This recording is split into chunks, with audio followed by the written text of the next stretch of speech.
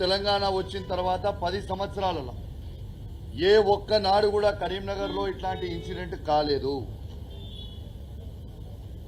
ఇవాళ కేంద్ర సహాయ మంత్రి ఇంటి నుంచి బండి సంజయ్ గారి ఇంటి నుంచి కూతవేట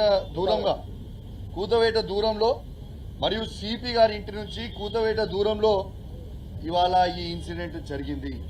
అంటే దీని అర్థం ఏంటిది? అసలు భద్రత అనేది ప్రభుత్వంలో ఉన్నదా లేదా?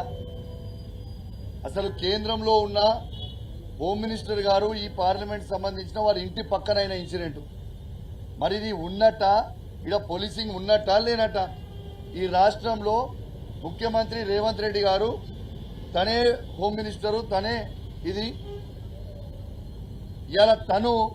ఇవాళ ఇదా భద్రత ఉన్నదని మేము అడుగుతా ఉన్నాం. మేము ఖచ్చితంగా కేసీఆర్ గారి నాయకత్వంలో మేము బీఆర్ఎస్ పార్టీ పక్షాన అసెంబ్లీ సాక్షిగా ఎగ్జాక్ట్లీ నెల రోజుల క్రితం నేను చెప్పింది ఏంటిది? కరీంనగర్లో పోలీసింగ్ అనేది పూర్తి విఫలమైపోయింది. ముఖ్యమంత్రి రేవంత్ రెడ్డి గారు మీరు టోటల్ ఫెయిల్ అయిపోయారు. ఇది తీవ్రమైన ఇబ్బంది పడతా ఉన్నారు. కరీంనగర్ ప్రజల భద్రత చాలా డేంజర్లో ఉంది అని అసెంబ్లీ సాక్షిగా మేము చెప్పడం జరిగింది. చెప్పి నెల రోజులు అవుతుంది. యాక్షన్ ఎందుకు తీసుకోలేదు ముఖ్యమంత్రి రేవంత్ రెడ్డి గారు అని మేము అడుగుతా ఉన్నాం. ఇవాళ మీరు యాక్షన్ తీసుకుని ఉంటే ఇవాళ కరీంనగర్లో ఈ ఇన్సిడెంట్ కాకపోతుండే కావచ్చు. ఇవాళ 4 ప్రాణాలు ఇవాళ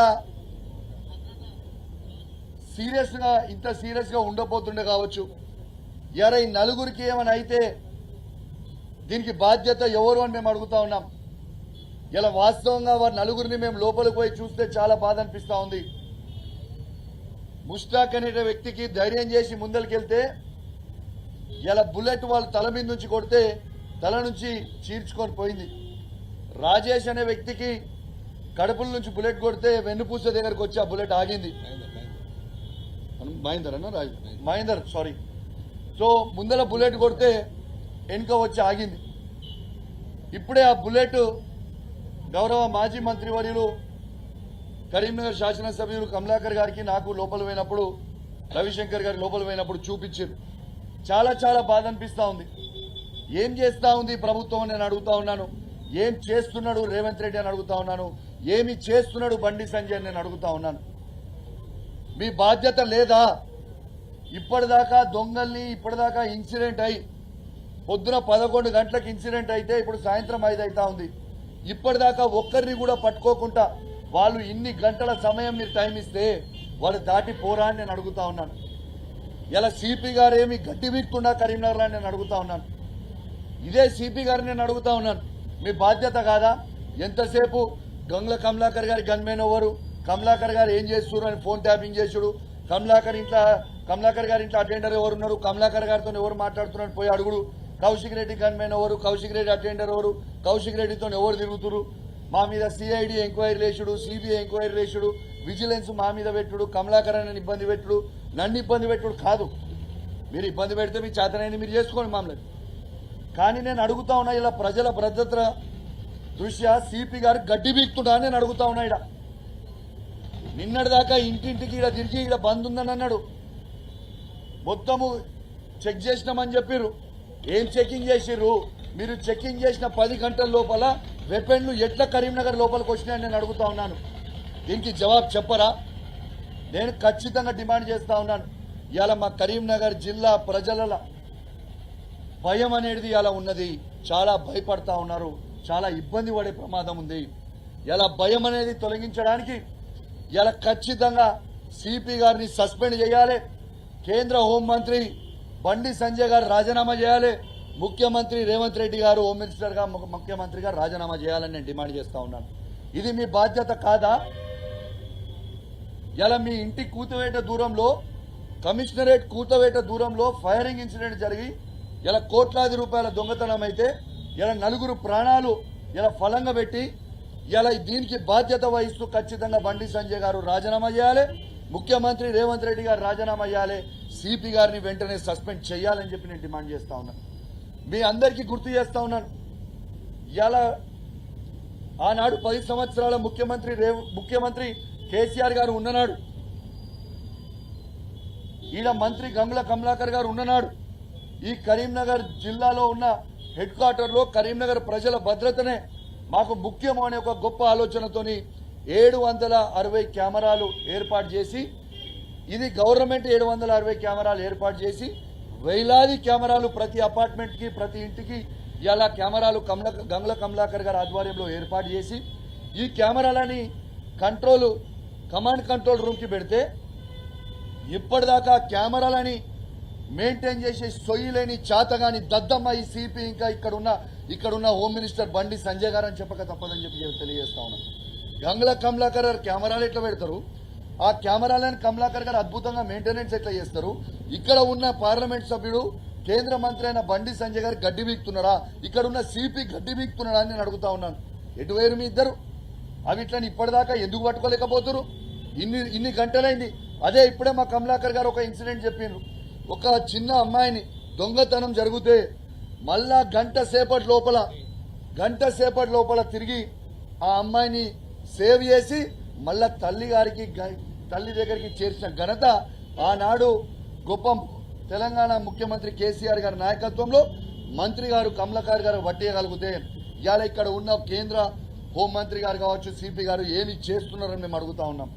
ఎవరు అడిగేటోళ్ళు లేరనుకుంటురా? మా మీద అడిగితే కేసులు పెడతా ఉన్నారు. ఇలా ఆ రోజు కూడా నేను చెప్తా ఉన్నాను.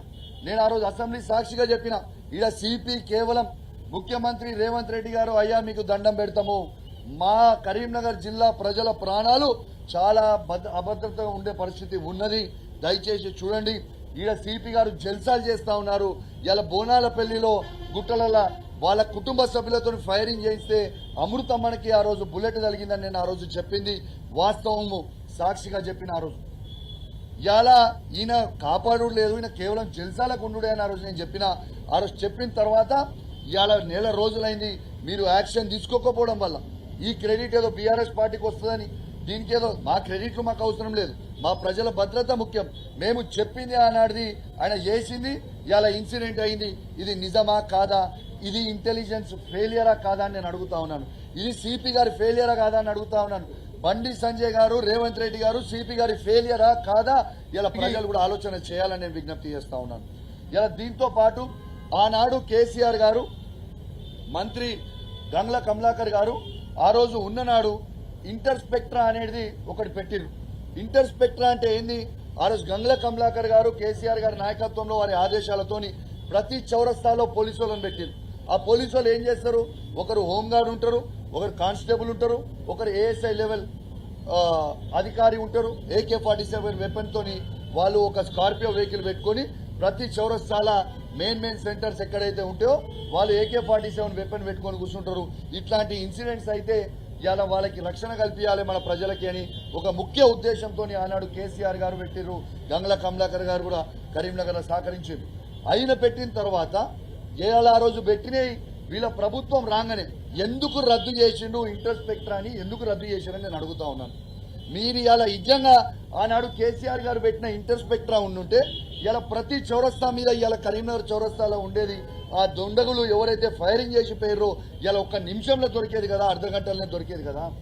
అది ఎందుకు రాగానే మీరు రద్దు చేసిరు రేవంత్ రెడ్డి గారని మేము అడుగుతా ఉన్నాం. దేనికోసం రద్దు చేసిరు? ప్రజల భద్రత కంటే ఇంపార్టెంట్ ఏంటిది? ప్రతిదీ కేసీఆర్ గారి పేరు వస్తుంది, కేసీఆర్ గారు పెడతారు, కేసీఆర్ గారికి వస్తుంది, కేసీఆర్ గారి పేరు ఉండొద్దు, పోవాలి. గిదా మీరు చేసేది కరీంనగర్లో ఇలా ఇంత ఇబ్బంది పడుతున్నారు ప్రజలు అంటే గిదా మీరు చేసేది.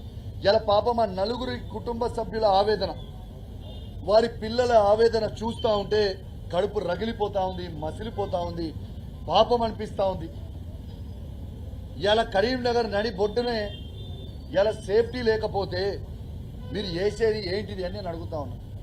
ఖచ్చితంగా మరొకసారి మా కరీంనగర్ ప్రజల పక్షాన, మొత్తము ఉమ్మడి కరీంనగర్ జిల్లా ప్రజల పక్షాన నేను డిమాండ్ చేస్తా ఉన్నాను. ఇవాళ మా బీఆర్ఎస్ పార్టీ పక్షాన కూడా డిమాండ్ చేస్తా ఉన్నాను. వెంటనే కేంద్ర హోంమంత్రి అయిన బండి సంజయ్ గారు రాజీనామా చేయాలి, రేవంత్ రెడ్డి గారు రాజీనామా చేయాలి, ఇలా సిపి గారిని సస్పెండ్ చేయాలి. ఇది గ్యారెంటీగా కావాల్సిన విషయము. దీన్ని ప్రభుత్వము సీరియస్గా తీసుకోవాలి. ఇప్పుడు కన్నా సీరియస్గా తీసుకోండి. ఖచ్చితంగా ఈ నలుగురు పేషెంట్లకి ట్రీట్మెంట్ మొత్తం కూడా గవర్నమెంటే బేర్ చేయాలి. వాళ్ళకి ఒక్క రూపాయి లేకుండా ఖచ్చితంగా వాళ్ళకి మొత్తం కూడా ఇలా గవర్నమెంటే వాళ్ళ ఎక్స్పెన్సెస్ బేర్ చేయాలని వాళ్ళ పక్షాన కూడా నేను డిమాండ్ చేస్తా ఉన్నాను.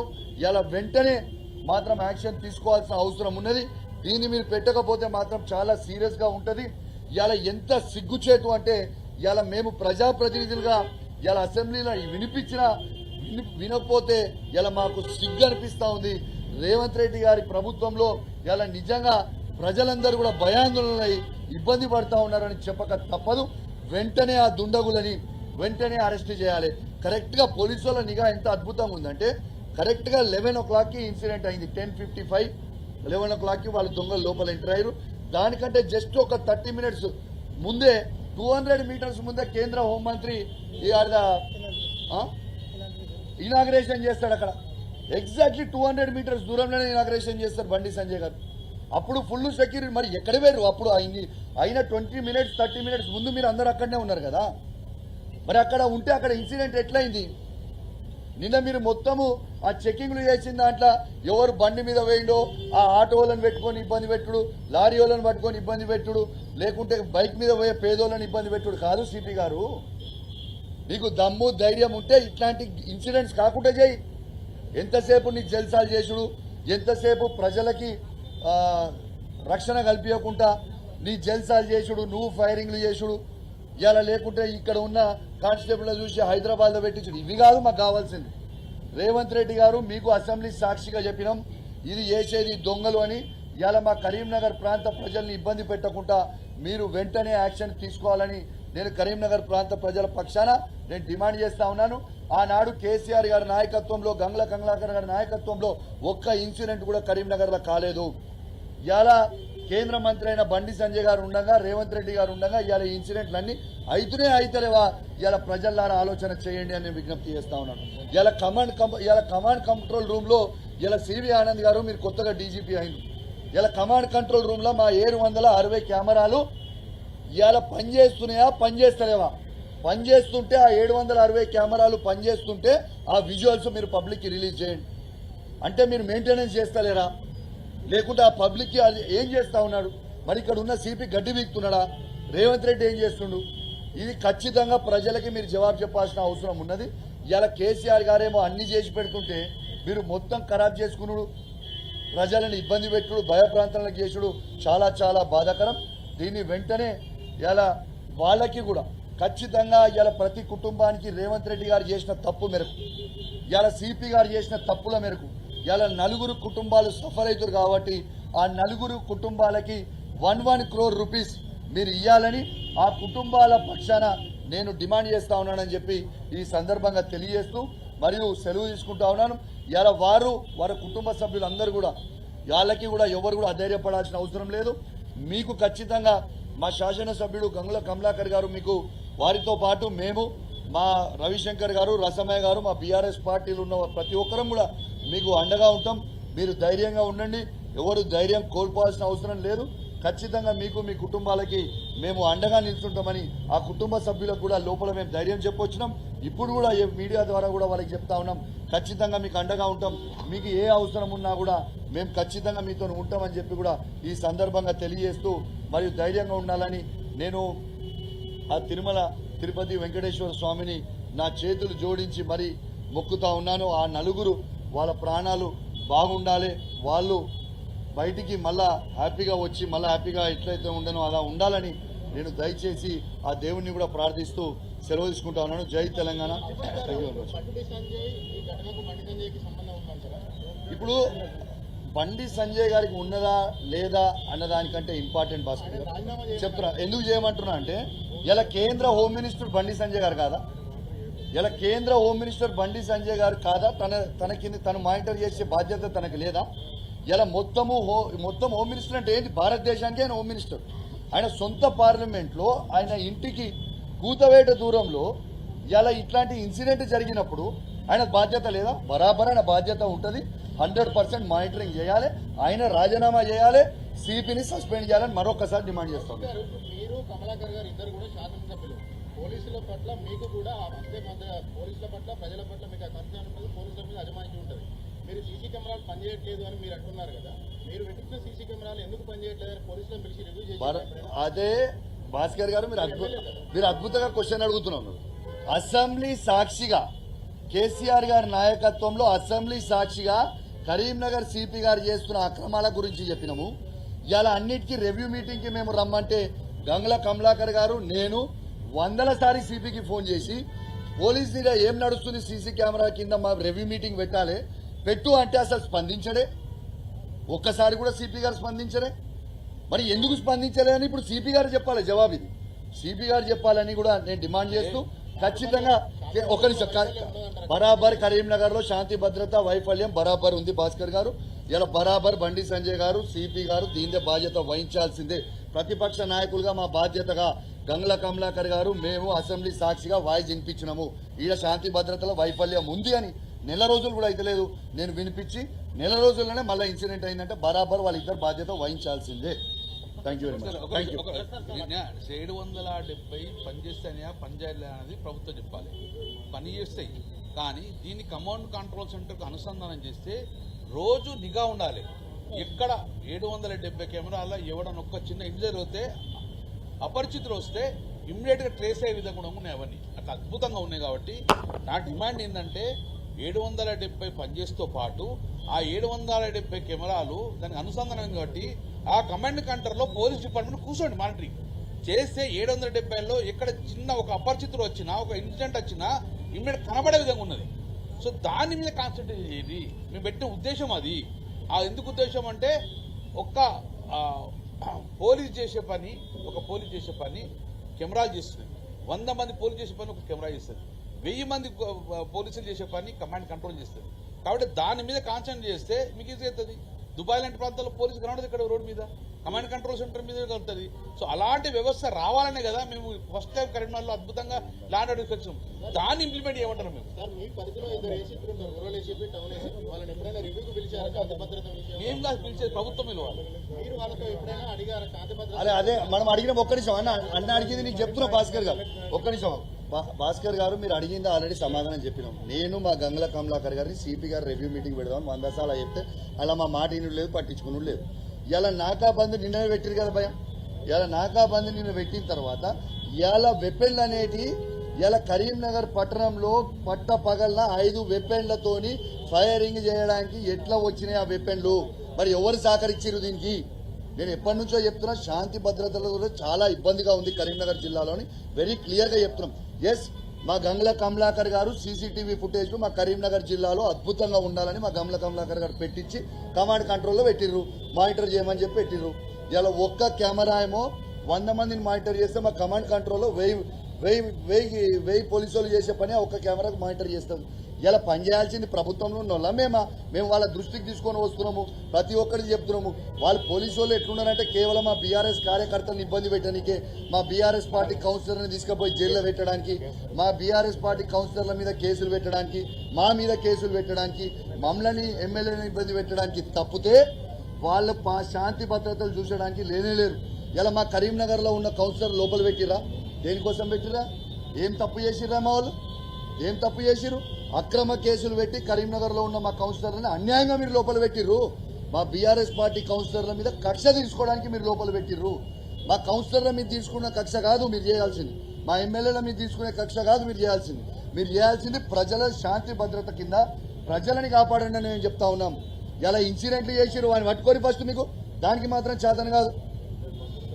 ఇద్దరు ఈ జిల్లాలో కాంగ్రెస్ పార్టీ మంత్రులు ఉన్నారు, వాళ్ళ బాధ్యత లేదానే? ఇలా పొన్నం ప్రభాకర్ గారు ఏం చేస్తున్నారు, శ్రీధర్ బాబు గారు ఏం చేస్తున్నారు, ఇవాళ లక్ష్మణ్ కుమార్ గారు ఏం చేస్తున్నారు, బండి సంజయ్ గారు ఏం చేస్తున్నారు, ఇలా ఏం చేస్తున్నారు వీళ్ళందరూ? మరి ఎందుకో మా కమలాకర్ అన్న మంత్రి ఉన్నప్పుడు ఒక్కసారి కాలే ఇన్సిడెంట్. ఎందుకంటే ఆ విధంగా మేము మా కమలాకర్ అన్న మంత్రి ఉన్నప్పుడు ఆ విధంగా రివ్యూ మీటింగ్లు ఉండేది, ఆ విధంగా మానిటరింగ్ చేసేది, రోజు క్లోజ్ మానిటరింగ్ చేసేది ఏం నడుస్తుంది మా కరీంనగర్లో అని. ఆ విధంగా గంగుల కమలాకర్ గారు కరీంనగర్ మీద ప్రేమ ఉండే కాబట్టి అట్లా మానిటరింగ్ చేసిండారు, కాపాడుకుండు కరీంనగర్. ఇలా ఒక తల్లి కోడి ఇలా పిల్లల్ని ఏ విధంగా కాపాడుకుంటుందో అట్లా ఇలా కమలాకర్ గారు కరీంనగర్ ప్రజల్ని కరీంనగర్ జిల్లాలో ఆ విధంగా తన మంత్రి ఉన్నప్పుడు కాపాడిండు. ఇలా బండి సంజయ్ గారు ఆ పొజిషన్లో ఉన్నారు, మనం ఎందుకు కాపాడుకోలేకపోతున్నారో నేను అడుగుతున్నా. కాపాడాలన్నా వద్దా? ప్రధాన చౌరస్తాల దగ్గర మీరు ఏ స్థాయి ఆధ్వర్యంలో ఒక పెట్రోలింగ్ వ్యవస్థ ఏర్పాటు చేసిందని చెప్పారు కదా, సో ఈ ప్రభుత్వానికి ప్రజల మీద శ్రద్ధ లేనట్ట ఇది తీసేయడానికి గల కారణం క్లియర్ గా చెప్పిన కదా, ఇంటర్సెప్టార్ ని పెట్టింది కేసీఆర్ గారి ప్రభుత్వము. గంగల కమలాకర్ గారు ప్రతి చౌరస్తాల మెయిన్ చౌరస్తాల ఎక్కడ ఉండేనో ఆడ ప్రతి చౌరస్తాలో మీకు చెప్పిన ఒక హోంగార్డు, ఒక ఏఎస్ఐ లెవెల్